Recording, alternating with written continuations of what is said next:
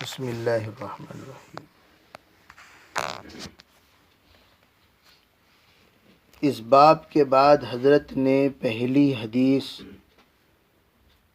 تحریر فرمائی۔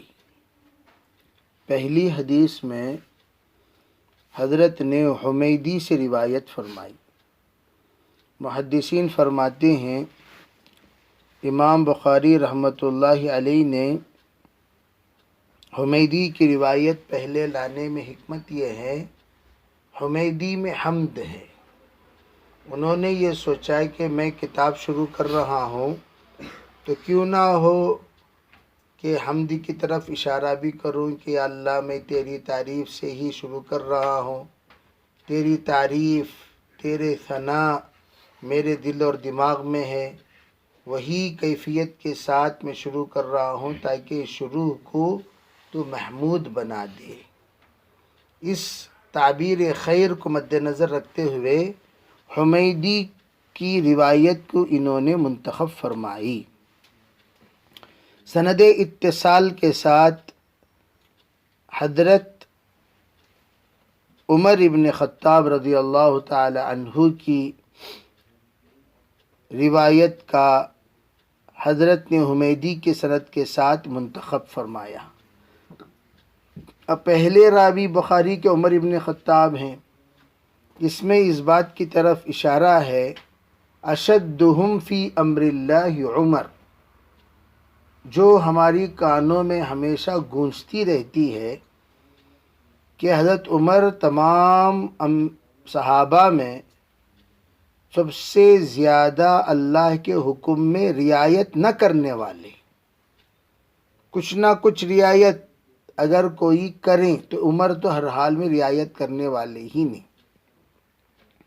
گویا حضرت امام بخاری نے یہ بھی کہہ دیا اشارتاً، میں بھی اسی طرح صحاح کے اصول میں، صحاح کی ترتیب میں، مضامین احادیث میں، متن کے وقوع میں کسی کی رعایت میں نے نہیں کی۔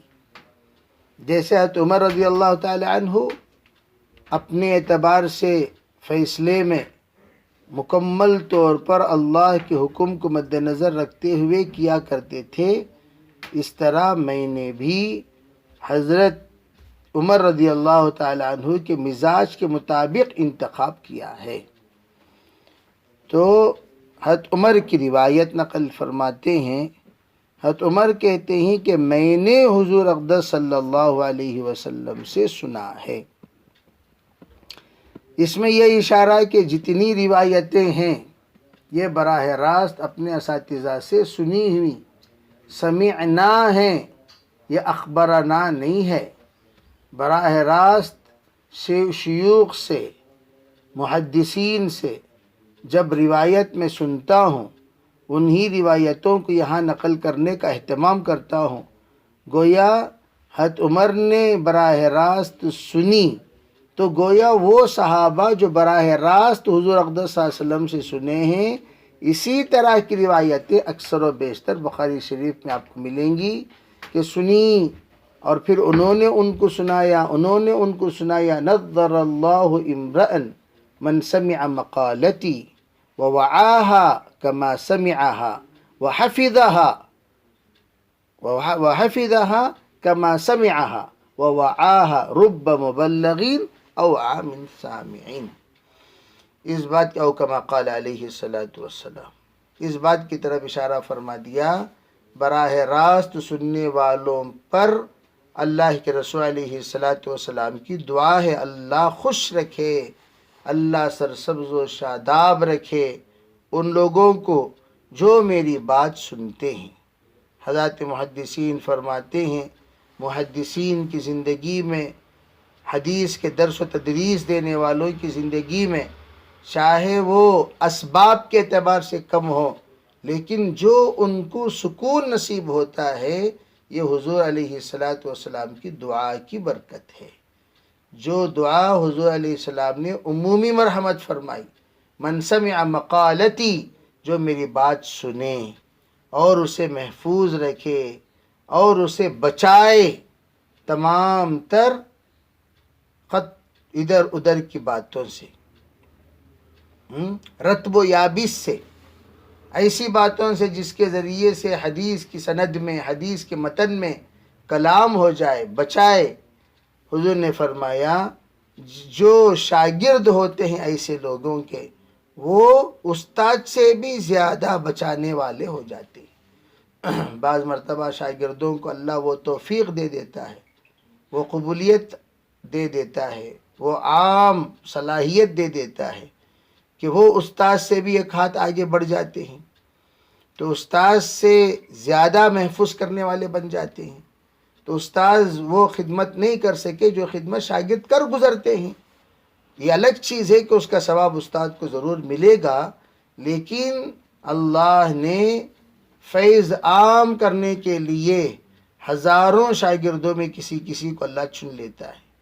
اگر آپ دیکھیں حضرات اکابر کی ترتیب میں، تو اکابر کے شاگردوں میں کوئی اتنا زیادہ اللہ کے ہاں مقبول ہو گیا، شاگردوں کی وجہ سے استاذ کا نام مقبول ہو جاتا ہے، مشہور ہو جاتا ہے۔ جیسے امام بخاری رحمۃ اللہ علیہ جتنے معروف ہیں، حضرت حمیدی کو کوئی نہیں جانتا، اسی طریقے سے جتنے شیوخ بخاری ہیں ان کو کوئی نہیں جانتا، لیکن بخاری کے استاذ ہونے کے حیثیت سے ان کا مقام بڑھ جاتا ہے۔ تو اسی طریقے سے آپ اگر دیکھ لیں امام ابو حنیفہ کے استاذ کو کون جانتا ہے، لیکن امام ابو حنیفہ کو سب جانتا ہے۔ حضرت شافعی کو، مالکی کو، حضرت امام احمد بن حنبل کو کون نہیں جانتا، لیکن ان کے استاذ کو بہت کم لوگ جانتے ہیں۔ جو تدریس میں ہیں وہی جانتے ہیں، بلکہ وہ بھی بہت سارے نہیں جانتے۔ تو یہ استاذ پڑھائے اپنے شاگرد کو، لیکن شاگرد اتنا معروف و مشہور ہو گیا اپنے فن کے اعتبار سے، اپنے ہنر کے اعتبار سے، صلاحیت میں، صلاحیت کے ساتھ صالحیت جب ہوتی ہے تبھی قبولیت نصیب ہوتی ہے۔ صلاحیت تو حدیث کے فن کے بارے میں یہودیوں کے پاس بھی کچھ کم نہیں ہے۔ آپ کو معلوم ہونی چاہیے حدیث میں سب سے زیادہ مشکل جو فن ہے وہ فن اسماء رجال۔ حدیث کے سندوں میں آنے والے راویوں کے احوال کی تحقیق، یہ سب سے زیادہ مشکل ترین فن ہے اور عرق ریزی والا فن ہے۔ لیکن اس فن میں جو کتابیں موجود ہیں، اس میں جو کتاب مشہور و معروف ہے وہ یہودی کی لکھی ہوئی ہے، کئی جلدوں میں لکھی ہوئی ہے، یہودی کی لکھی ہوئی ہیں۔ تو اس سے اندازہ لگا صلاحیت بنانے کے لیے مدارس میں لوگوں کی حاضری نہیں ہوتی، صلاحیت کے ساتھ صالحیت بھی بناؤ۔ یہ ہے فرق۔ ہمارے اور دیگر لوگوں کے درس میں فرق کیا ہے؟ وہ لوگ سبق پڑھاتے ہیں، یونیورسٹیوں میں سبق پڑھاتے ہیں، لیکن ہم کیا فرماتے ہیں؟ یعلمہم الکتاب والحکمہ ویزکیہم۔ حضور علیہ السلام کی مقصد بعثت کو بیان کرتے ہوئے قرآن جو کہتا ہے صرف پڑھانا نہیں، ویزکیہم، ان کی تربیت بھی کریں، دل کے اندر کی کدورت کو نکالیں، دل کے اندر کی خباثت کو نکالیں، تواضع پیدا کرائیں، ان کے اندر انکساری ہو، اللہ سے دل لگانے والے بنے، لو لگے، اور اللہ سے ایک رشتہ پیدا ہو جائے۔ اسی کے لیے نبوت کی تعلیم میں تعلیم اور تربیت یہ دونوں کا لحاظ رکھا گیا۔ چنانچہ ہم نے ہمارے اس مرکز میں جو تعلیم ہوتی ہے اس کا جو نام رکھا مرکز التعلیم والتربیہ، مرکز التعلیم والتربیہ، تاکہ دل اور دماغ میں تربیت نہ جائے۔ اگر تربیت چلی گئی تو پھر لوگ یوں سمجھیں گے کہ بھئی یہ مرکز التعلیم ہے، تربیہ نہیں ہے۔ اس لیے دل اور دماغ میں یہ بسا لینا چاہیے کہ تعلیم کے ساتھ کیا بھی ہونی چاہیے، تربیت بھی ہونی چاہیے۔ تعلیم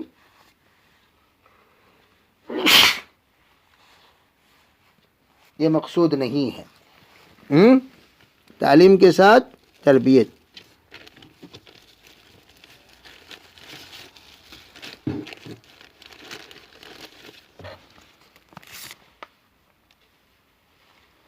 تعلیم کے ساتھ تربیت بھی ہو. اگر تعلیم ہے تربیت نہیں ہے تب بھی بیکار ہے. تربیت ہے تعلیم نہیں ہے تب بھی بیکار ہے. اس لیے کہ بہت ساری جگہ پر تربیت ہوتی ہے تعلیم نہیں ہوتی. یہ بھی غلط. ارے بھائی تربیت ہے لیکن تعلیم نہیں ہے تو غلط ہے. تعلیم ہے تربیت نہیں ہے غلط ہے. دونوں غلط ہے. تعلیم بھی ہو تربیت بھی ہو. اگر تربیت ہے تعلیم نہیں ہے تو وہ جاہل ہو جائے گا. کیا ہو جائے گا؟ جاہل ہو جائے گا. جاہل صوفی. اور جاہل صوفی تمام خرافات بدعات رسومات میں ملوث ہو جاتا ہے، مشغول ہو جاتا ہے. جاہل سب کو جاہل بنا دیتا ہے. تو اس لیے تعلیم کے ساتھ تربیت ہونی چاہیے. تعلیم کے ساتھ تربیت ہونی چاہیے. بہرحال حضرت نے اس روایت کا انتخاب فرمایا حضرت عمر رضی اللہ تعالی عنہ کی سند سے، اور یوں کہا میں نے سنا ہے براہ راست حضور اقدس صلی اللہ علیہ وسلم کو یہ کہتے ہوئے. کیا کہتے ہوئے؟ اس میں ایک وضاحت ہے. علی المنبری. پتہ یہ چلا اس روایت کا راوی میں اکیلا نہیں ہوں. اس روایت کے راوی پورا مجمع ہے. تو گویا روایت ہی تواتر ہے. روایت از روز اول تواتر ہے. ایک بڑی جماعت نقل کرتے ہوئے آ رہی ہے. تو اس بات کی اشارہ مل گیا علی المنبری. جب کہا جائے بھئی حضرت ممبر پر فرمائے، اکیلے تھوڑی ممبر پر کھڑے ہو جائیں گے. ایک آدمی کے لیے ممبر پر تھوڑی کھڑے ہوتے ہیں. ممبر پر جب کھڑے ہوتے ہیں یہ اس وقت کھڑے ہوتے ہیں جب ایک مجمع ان کے سامنے ہوتا ہے، جب سامعین کی تعداد کثیر ہوتی ہے، یا جمعے کا مسئلہ ہوتا ہے، عیدین کا مسئلہ ہوتا ہے. تو ایسے موقع پر ممبر پر کھڑے ہوتے ہیں. تو ممبر پر کھڑے ہو کر آپ نے یہ بات ارشاد فرمائی.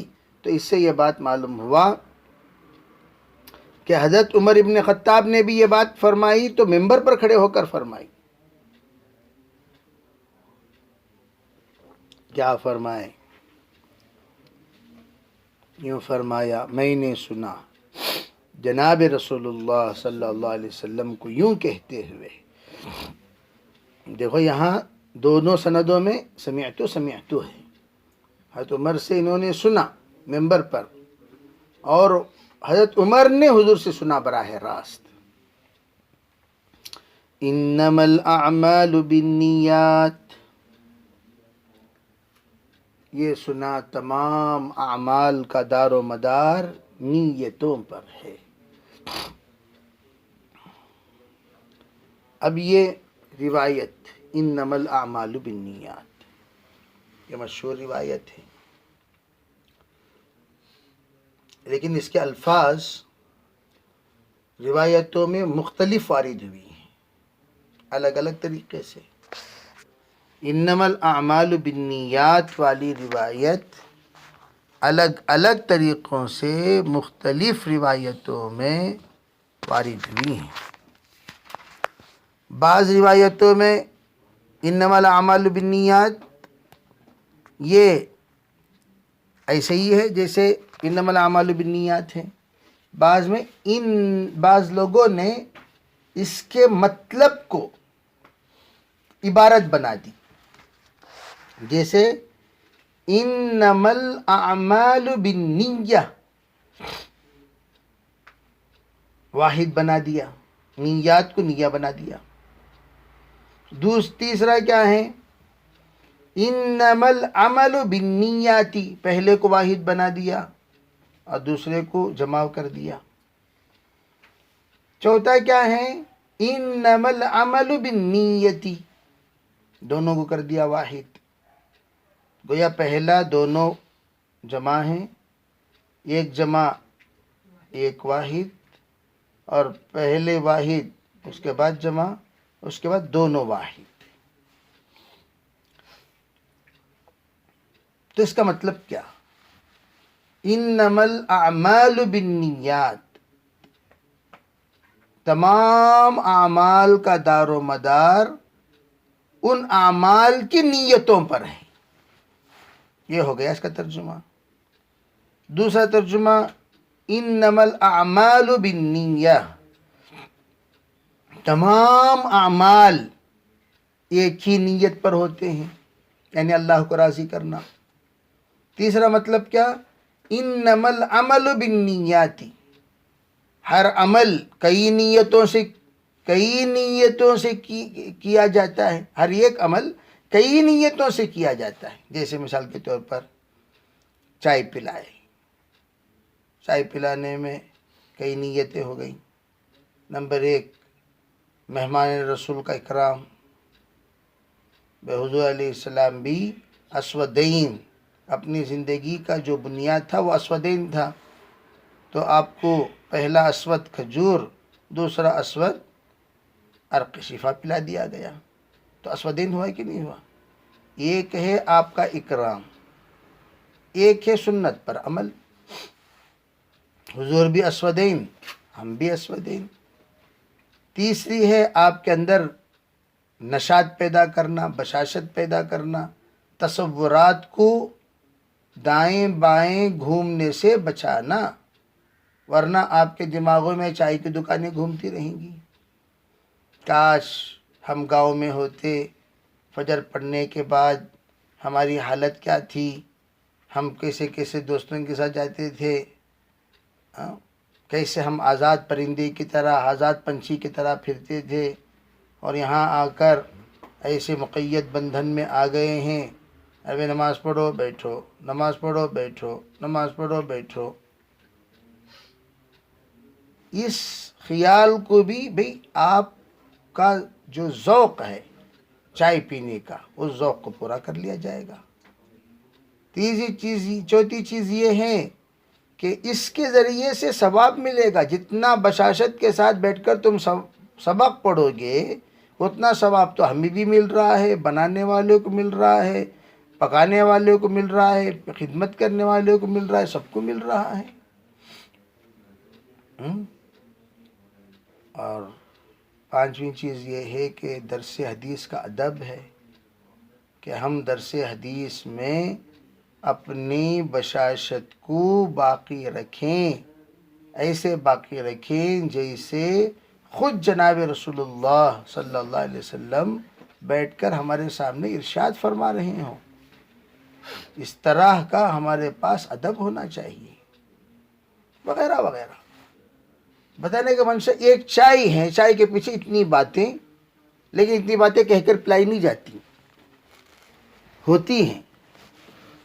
تو ہر عمل کے ساتھ کئی نیتیں ہوتی ہیں. تو وہ نیتیں ہر انسان کے ذہن پر موقوف ہیں، ہر انسان کے ذہن پر موقوف ہے. کوئی کھڑکی رکھتا ہے تو ہوا کے لیے بھی، اذان کے لیے بھی، اپنے حالات کا جائزہ لینے کے لیے بھی کہ باہر سے کون جا رہا ہے، کون آ رہا ہے، اور پھر دیگر آنے والے مہمانوں کی آسانی کے لیے بھی کہ وہ کھڑکی کے ذریعے سے اپنی آمد کی اطلاع بھی دیں گے. اور چوتھی چیز، ارے بھئی اگر کوئی گھر میں محرم نہیں رہے، کھڑکی کے ذریعے سے مستورات کوئی چیز لے لیں گے، دروازہ کھولنا خطرے سے خالی نہیں ہے. کوئی آدمی آیا، کوئی لیٹر دیا تو کھڑکی سے لے لیں گی، یا خود کوئی دینا چاہ رہی ہیں کھڑکی سے دے دیں گی. اگر کوئی اجنبی انسان آیا، کھڑکی سے دیکھ لیا کریں گے کہ بھئی یہ انسان جو آیا ہوا ہے یہ ہمارے کون ہے، یہ آفت کا ہے یا عافیت کا ہے. کھڑکی سے جائزہ لے لیا جائے گا. تو کھڑکی یہ ہیں، لیکن یہ تمام چیزیں کھڑکی سے وابستہ ہیں. انما العمل بالنیات. تو اس کی طرف اشارہ فرمایا کہ عمل کئی نیتوں کے ساتھ ہوا کرتے ہیں. پھر آگے انما العمل بالنیت واحد اگر کہو گے تو کیا ہوگا؟ ہر عمل کے ساتھ ایک نیت. گویا کئی نیتیں جو بھی آپ کر رہے ہیں وہ کئی عمل ہیں. کئی نیتیں جو آپ کر رہے ہیں وہ کئی، ایسا نہیں کہ ایک عمل پر جتنی نیت کرو گے اتنا ثواب ملے گا. تو گویا ہر نیت ایک ثواب ہے، ہر نیت ایک عمل ہے، ہر نیت. تو اس کے ذریعے سے بھی بڑی خوشخبری ملی. چلو بھی جتنی نیت کے اندر وسعت ہوگی اتنا ثواب ملے گا. جیسے کہ ہم کہتے ہیں ایصال ثواب میں کہ جب کسی کو تم ایصال ثواب کرو، انبیاء علیہم السلام، صلحاء، اتقیاء، اولیاء، علماء، محدثین، مفسرین، سب کی نیت کرتے ہوئے، تمام مؤمنین و مومنات کی نیت کرتے ہوئے بالخصوص فلاں بول کر نیت کر لیا کرو، بالخصوص فلاں بول کر نیت کر لیا کرو. جب بالخصوص فلاں بول کر نیت کرو گے تو فلاں کو تو ثواب ملے گا جتنا تم پڑھے ہو، ایصال ثواب کرنے کی نیت کیے ہو. لیکن جتنے لوگوں کی آپ نے نیت کی ان سب کو نیت کرنے کا ٹوٹل ثواب آپ کو ملے گا. تو گویا آپ نے الگ الگ الگ الگ الگ الگ سب کو ایصال ثواب کیا تو اس کا ثواب آپ کو ملے گا. تو اس اعتبار سے اس روایت میں یہ چاروں مطلب شامل ہو جاتے ہیں. یہ ہے. اور مختلف میں نے کہا ہے کہ اس حدیث کے اعتبار سے بھی اس کے مختلف الفاظ ہیں. پھر وَإِنَّمَا لِكُلِّ امْرِئٍ مَّا نَوَىٰ. یہاں ایک بات آپ حضرات کو سمجھنے کی ہے، وہ یہ جیسے قرآن پاک کے شان نزول ہوتے ہیں ویسے احادیث کے شان ورود ہوتے ہیں. شان نزول کہتے ہیں اس واقعے کو جس واقعے کے بعد آیت نازل ہوئی. شان ورود کہتے ہیں اس واقعے کو جس واقعے کے بعد حدیث پیش آئی، اسے شان ورود کہتے ہیں. حضور علیہ السلام نے جو ارشاد فرمایا اس ارشاد کے پیچھے ایک واقعہ پیش آیا، مہاجر لأم قیس کا واقعہ. یہ ایک صحابی تھے جو مکۃ المکرمہ میں رہتے تھے.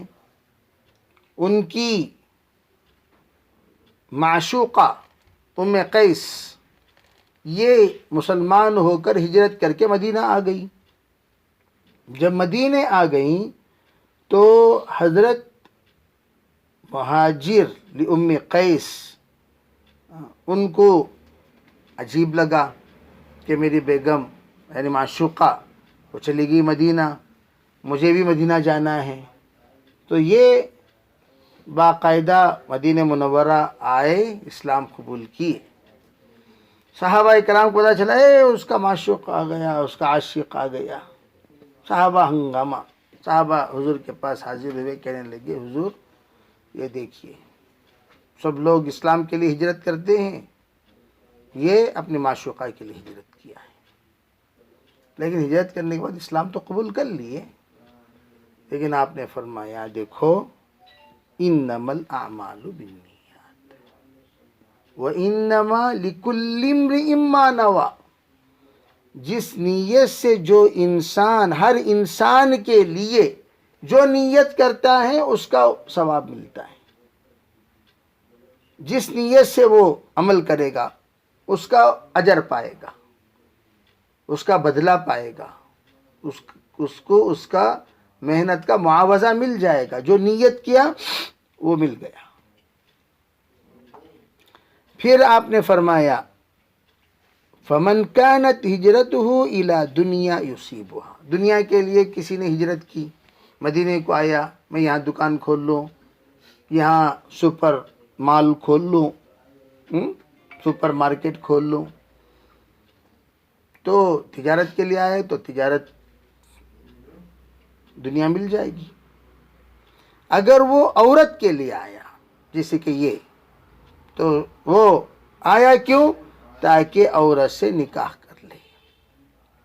ینکحھا، نکاح کرنے کے لیے آیا، ناجائز تعلق جوڑنے کے لیے نہیں بلکہ جائز تعلق جوڑنے کے لیے آیا. تو اس کی نیت کے مطابق نکاح بھی ہو جائے گا.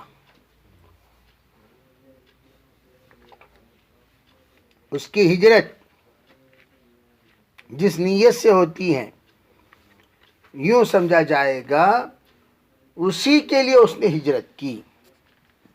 فَهِجْرَتُهُ إِلَىٰ مَا هَاجَرَ إِلَيْهِ، تو گویا اسی کے لیے اس نے ہجرت کی. تو یہ آپ نے وضاحت فرما کر یہ فرما دیا ہر عمل کے ساتھ کوئی نہ کوئی ایک نیت ہوتی ہے. یہاں اگر وہ عورت کی نیت کیا ہے تو عورت بھی مل جائے گی. یہاں اشارے میں 4 باتیں ملتی ہیں. پہلی بات یہ ہے کسی لڑکی سے کوئی حلال محبت کر رہا ہے یہ ناجائز نہیں ہے.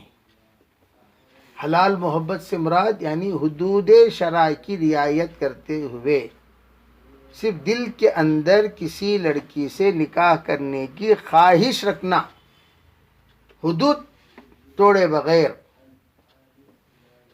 یہ ناجائز نہیں ہے.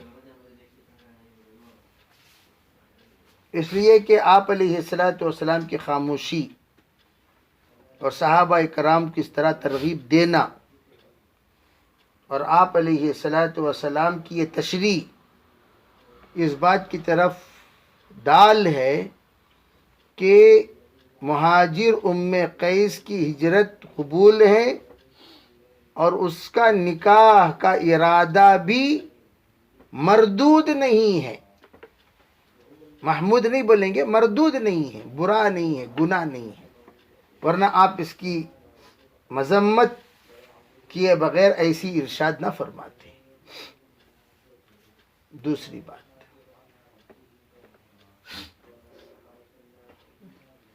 ہر ایک انسان جو بھی عمل کرتا ہے اس کا عمل کا تعلق اس کی نیت پر ہے، اس کا اجر وہ اللہ سے پائے گا.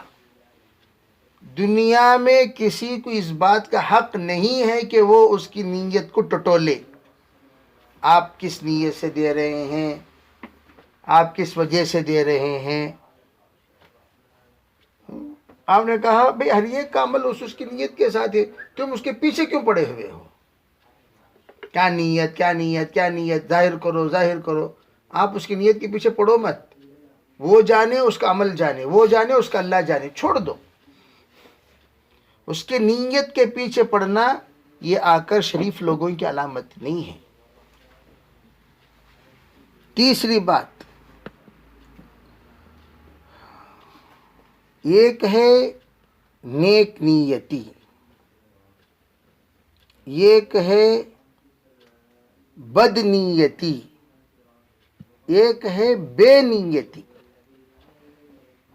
نیت 3 طرح کے بھی ہوتے ہیں. ایک ہے نیک، بد، بے. نیک نیتی وہ تو سب جانتے ہیں، اچھی نیت سے کوئی کام کرنا. بد نیتی بری نیت سے. اچھی نیت سے کام کرنا بڑی اچھی بات ہے. بری نیت یہ ناجائز ہے، حرام ہے، درست نہیں ہے. بے نیت، نیت ہی نہ کرنا، یہ جہالت ہے. یہ جہالت ہے. بے کیا نیت سے نماز پڑھے؟ نہیں نماز کیا بھی نیت کیا نہیں.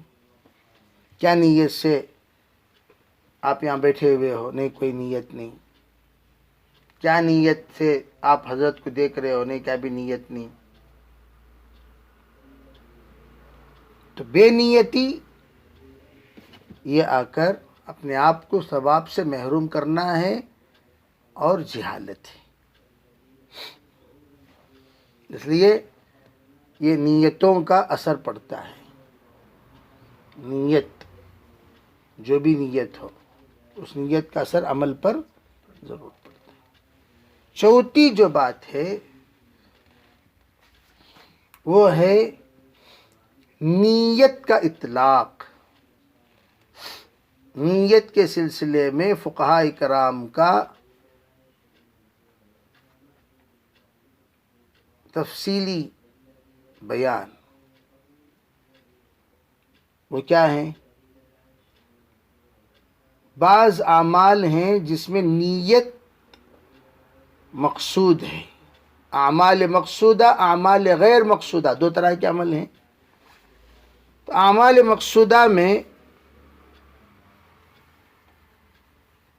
بعض اعمال میں احناف کہتے ہیں کہ یہاں نیت چاہیے۔ نیت کسے کہتے ہیں؟ عقد القلب علی الفعل نیت، عقد القلب علی الفعل نیت،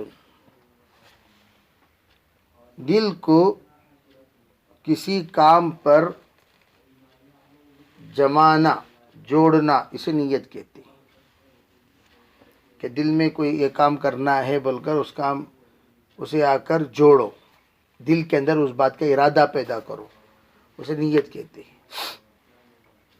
اعمال مقصودہ، غیر مقصودہ، غیر مقصودہ مثال کے طور پر وضو ہے، وضو اعمال غیر مقصودہ میں سے ہے، اس لیے کہ قرآن پاک میں خالی وضو کرنے کا حکم نہیں، خالی وضو کرتے رہو، وضو کرتے، ایک آدمی خالی وضو کر رہا ہے، اسے وضو کر رہا ہے تو وضو کے بعد کا عمل بھی کرو۔ اذا قمتم الى الصلاة فاغسلوا وجوہکم وایدیکم الى المرافق، جو حکم دیا گیا اذا قمتم الى الصلاة، التحیات، اذا قمتم الى الصلاة، تو اذا قمتم الى الصلاة جو کہا گیا ہے، اذا قمتم الى الصلاة، تو یہ کیوں کہا گیا، یہ کس وجہ سے کہا گیا؟ تو پتہ چلا ہے کہ وضو کا حکم نماز سے متعلق ہے، یہ الگ چیز ہے، باوضو رہنا محمود ہے، مطلوب ہے، اچھی چیز ہے، گناہوں سے حفاظت ہے، شرور و فتن سے حفاظت ہے، قلب قابو میں رہتا ہے، نفس قابو میں رہتا ہے، گناہوں سے نفرت پیدا ہوتی ہیں، فرشتوں کی معیت نصیب ہوتی ہیں باوضو رہنے سے۔ لیکن مقصود کیا؟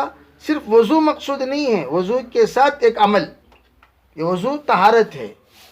خالی ایک آدمی ان اللہ یحب التوابین و یحب المتطہرین بول کر خالی وضو کر لے کو زندگی بھر رہا، نماز ہی نہیں پڑھا، یہ جنتی ہو جائے گا؟ یحب المتطہرین نہ بھئی، یحب المتطہرین، عربی متطہرین کو اللہ پسند کرتا ہے، تو کیوں؟ ایک انسان طہارت حاصل کرنے کے بعد عبادت مقصودہ میں لگتا ہے۔ تو حضرات احناف یہ فرماتے ہیں عبادت غیر مقصودہ کے لیے نیت شرط نہیں ہے، اس لیے ہم کہتے ہیں کہ وضو میں 4 ہی فرض ہیں، امام شافعی رحمۃ اللہ فرماتے 5 فرض ہیں، 5 فرض ہیں، احمد بن حنبل کا بھی یہی قول ہے، امام مالک رحمۃ اللہ علیہ یہ 5 کو تو یہ کہتے ہی ہیں، ساتھ میں بسم اللہ کو بھی جوڑ دیے۔ بعض علماء رگڑنے کو دلک، وضو کے 7 فرض ہیں، ایک بسم اللہ پڑھنا، نیت کرنا، چہرہ، ہاتھ، یہ سب دھونا، مسح اور پیر، اور اس کے ساتھ بدن کے اعضاء کو اچھی طرح رگڑنا، ملنا، خالی پانی بہانا کافی نہیں ہے۔ احناف یہ فرماتے ہیں جناب ایک ہے قرآن پاک کی آیت جس کو ہم کہتے ہیں وضاحت النص، نص قطعی، اور عبارت النص، عبارت النص کے ذریعے سے وضو کے جو فرائض بیان کیے گئے وہ 4، اذا قمتم الى الصلاة فغ یہ جو فا ہے فا للتعقیب، فوراً تم دھو لو، یہاں آ کر فا جہاں آئے وہاں دیگر چیزوں کی گنجائشیں نہیں رہتی. اور فرماتے ہیں جب تم نماز کے لیے کھڑے، اب اے بھائی زہر کی نماز کا وقت ہو گیا تو فوراً جا کر جلدی. اب ظہر کی نماز کا وقت ہو گیا بولتی آپ کو کیا یاد آیا؟ کیا یاد آیا؟ وضو یاد آیا. تو ہم پوچھ رہے پھر رکو کئی کو وضو کر رہی، کیا بولیں گے وہ؟ کیوں وضو کر رہے ہیں؟ بھائی چلو بھائی آپ حضرات چاش پڑھ لو. تو 2 آدمی کھڑے ہو گئے چاش پڑھنے کے لیے. 2 آدمی ذرا ٹھیک ہے آپ کیوں جا رہے ہیں حمام کو؟ وضو. اب یہ وضو کر رہا ہے تو دماغ میں کوئی نہ کوئی عمل ہے، مجھے ظہر پڑھ رہا ہوں، ظہر پڑھنی ہے، عصر، مغرب، عشاء. تو دماغ میں جو بات ہے اس کو کیا کہتے ہیں آپ لوگ؟ اسی کو تو کہتے ہیں نیت. اسی کو تو کہتے ہیں نیت. نیت کا جو درجہ ہے ما خطر فی الذہن، اس کے ما خطر فی الخواطر، اس کے 5 درجات ہیں. خطر، پہلے کوئی بات دماغ میں آتی ہے تو اسے کہتے ہیں خطر. دماغ میں آنے کے بعد وہ جو بات دل میں آئی، اس کے بعد جو دوسرا درجہ ہے وہ ہے وسوسہ.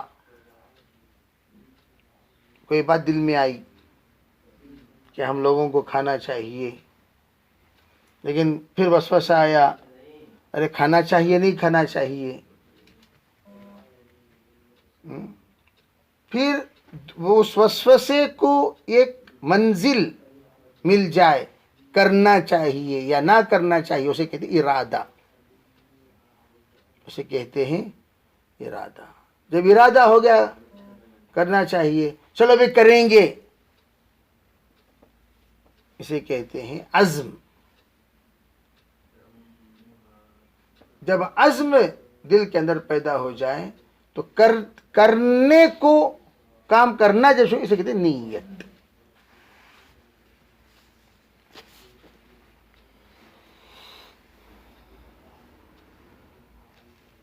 بعض کہتے ہیں ارادے کے بعد نیت ہے، نیت کے بعد عزم ہے.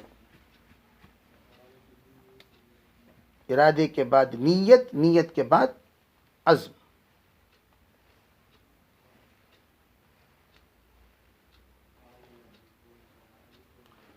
جب نیت کے بعد عزم آ گیا تو اذا عزمت فتوکل.